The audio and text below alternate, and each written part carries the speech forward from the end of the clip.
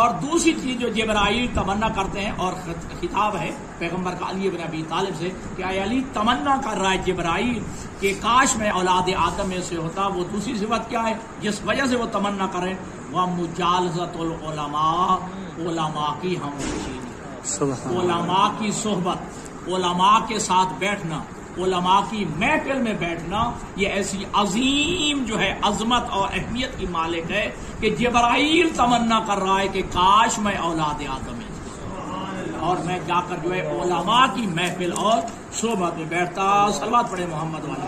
اللہم صلی علی محمد و آل محمد. آپ کے مذہب کے بانی، مؤسس اور مروج حضرت امام جعفر صادق اللہم صلی علی محمد. ارشاد فرماتے ہیں کہ عالم افضل من الف عابد و ان الف زاہد. ایک عالم ہزار عابد اور ہزار زاہد سے افضل ہے.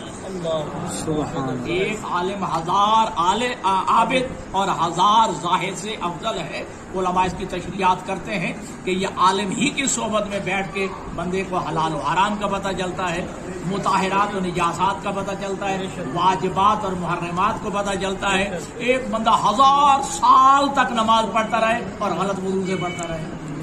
ٹھیک ہے جی، وضو صحیح ہوگا تو اسی سے صحیح ہوگا کہ جسے وضو کا پتہ ہوگا اسی سے سیکھ کے جو ہے. تو لہذا ایک عالم 1000 عابد اور 1000 زاہد سے افضل ہے. پھر ارشاد فرماتے ہیں اذا کان یوم القیامت بعث اللہ العالم والعابد. جب قیامت کا دن ہوگا تو اللہ دونوں کو کھڑا فرمائے گا، عالم کو بھی اور عابد کو بھی. جب قیامت کا دن ہوگا تو اللہ تبارک و تعالی عالم کو بھی کھڑا فرمائے گا اور زاہد کو اور عابد کو بھی کھڑا فرمائے گا. فَإِذَا وَقَفَا بَيْنَ يَدَيِ اللَّهِ.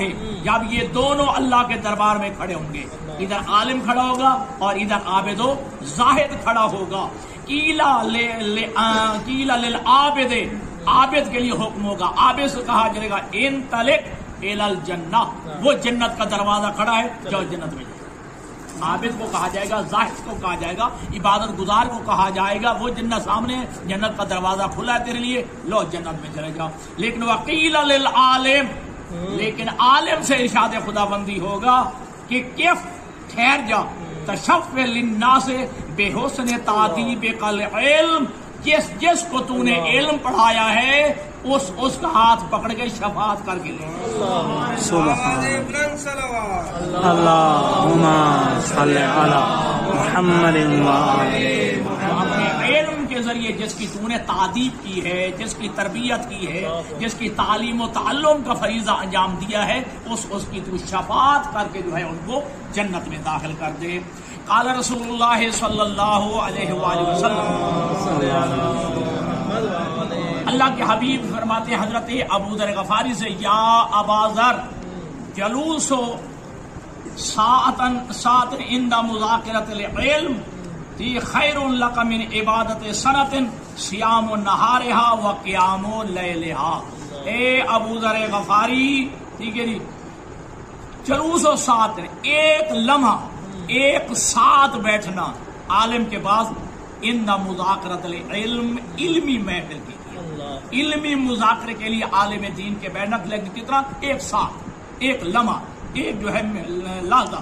خیر لک، اے ابو ذر یہ تیرے لیے بہتر ہے وہ ایک ساتھ جو عالم دین کی صحبت میں بیٹھے اور مذاکرہ علمی ہو، تیرے لیے بہتر ہے من عبادت سنن، ایک سال کی عبادت.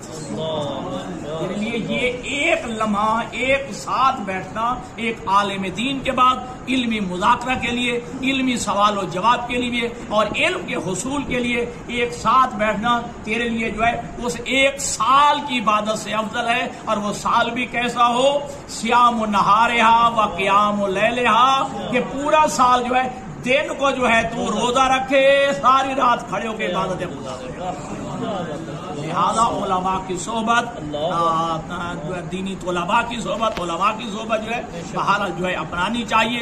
مجالسہ علماء، ہم نشینی علماء، اسی سے جو ہے جیسے عرض کیا واجبات کا پتہ چلتا ہے، محرمات کا پتہ چلتا ہے، حلال و حرام کا پتہ چلتا ہے، ٹھیک ہے جی. اور دیگر ایسی اشیاء، ہزاروں باتیں جو محجوب ہوتی ہیں، ہزاروں چیزیں جو پردہ اخفا میں ہوتی ہیں، لیکن علماء کی محفل میں بیٹھ کے ان چیزوں کا پتہ چل جاتا ہے، واجبات کا، محرمات کا، حلال و حرام کا، مطہرات اور نجاسات کا اور دیگر چیزوں کا. مثلا عالم ایک جو ہے نا مسئلہ جو ہے ہزاروں کئی سال جو ہے پتہ نہیں ہوتا بعض کا جو ہے، لیکن جو ہے ایک لمحے کی جو ہے نا محفل سے جو ہے اس دینی مسئلے کا پتہ چل جاتا ہے.